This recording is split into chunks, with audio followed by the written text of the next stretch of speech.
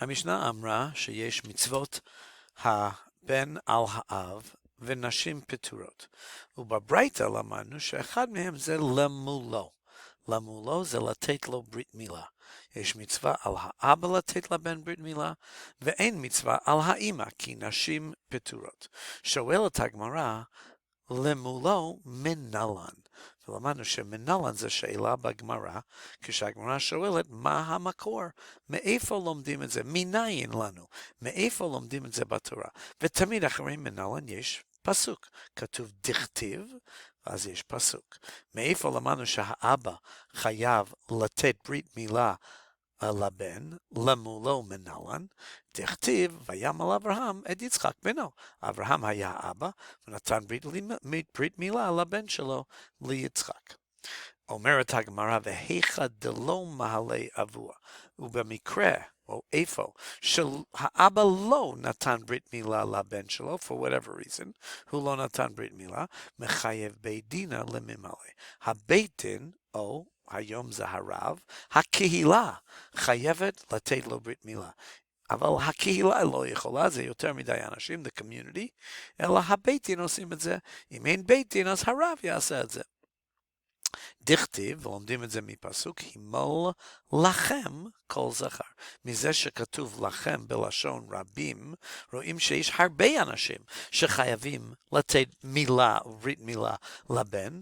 מי הם הרבה אנשים? הבית דין.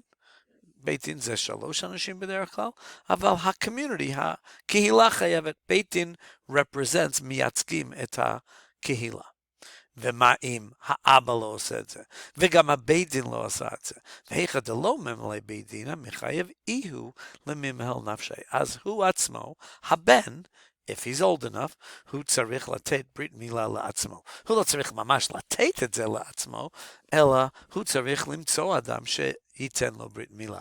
Just like the father לא עושה ברית מילה בעצמו ממש, הוא מוצא מוהל, והמוהל הוא האיש שהוא בקיא, he's an expert בברית מילה, והוא עושה את זה.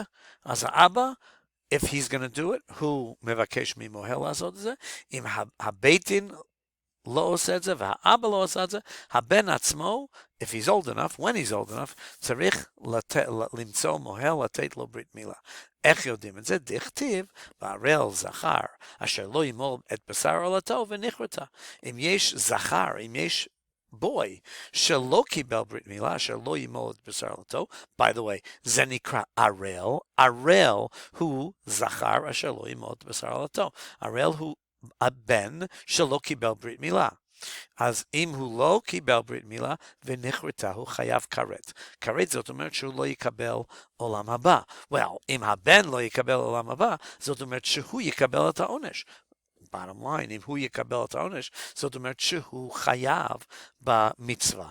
אז האבא חייב first, ואז הבית דין חייב, ואם שניהם לא עושים את זה, הבן חייב. איך יודעים שהבן חייב? כי הפסוק אומר, ונכרתה, שהבן חייב כרת. האבא לא חייב כרת, רק הבן חייב כרת. ולכן רואים שהעיקר המצווה זה על הבן. Of course, he's usually too young at 8 years old to do it for himself, אז לכן האבא עושה את זה. Ihi minalan delo mechayva. We dealt with this today a little bit. Minayin shahaisha, meaning ha'ima, lo chayevet. Minayin lanu, meaning mahamakor batorah. Minalan, shaha'ima lo chayevet. Dechtiv kasher tziva oto elokim. Oto ולא אותה. כתוב אותו בפסוק בלשון זכר, ולכן האבא חייב לתת ברית מילה לילד, והאימא לא חייבת לתת ברית מילה לילד. אומרת הגמרא, אשכחן מיד, אוקיי, אני מבין שאברהם היה חייב לתת ברית מילה לבן שלו, האבא הזה, אברהם, אבל לדורות מנלן, מאיפה יודעים שגם בדורות אחרי אברהם, צריכים לתת ברית מילה, האבא, צריך לתת ברית מילה לבן שלו. איך יודעים את זה? לדורות מנלן. מה המקור? מאיפה לומדים בתורה? שלדורות, לכל הדורות אחרי אברהם, שכל אבא חייב לתת ברית מילה לבן שלו. אבא שהוא יהודי, כמובן. סתנא דבי רבי ישמעאל, התלמידים של רבי ישמעאל למדו בבית מדרש, תנא זאת אומרת שזה ברייתא, so it's a primary source, זה מאוד מוקדם. מה הם אמרו? דבי רבי ישמעאל, תלמידים של רבי ישמעאל, כל מקום שנאמר צו, כאשר ציווה אותו, כל מקום שנאמר את המילה צו, in any form, ציווה או מצווה, כאשר כתוב את זה בתורה, אינו אלא זירוז מיד ולדורות. זה זירוז, זה ממהר אותו לעשות את זה, let's go.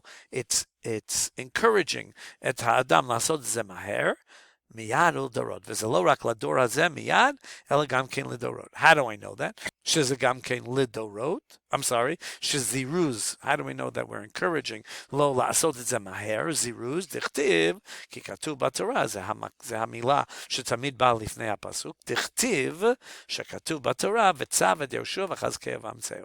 וצו, זה המילה צו, כל מקום שנאמר צו, אינו אלא זירוז, זה מזרז אותו. How do I know שזה מזרז אותו? It hurries up Yeshua, encourages him לעשות את זה מיד ועכשיו ומהר, כי כתוב וחזקהו ואמצעו, לחזק אותו, strengthen him, לאמץ אותו, to give him the courage, לעשות את זה מהר, לעשות את זה מיד, זה וצו את יהושע וחזקהו ואמצעו, מזה לומדים שזה זירוז. איך לומדים שזה גם כן לדורות, מיד ולדורות, שזה גם כן לדורות, דכתיב, כי כתוב בתורה, there's that word again, כי כתוב בתורה, מן היום, אשר ציווה, here's that word again, צו, ציווה, השם והלאה לדורותיכם.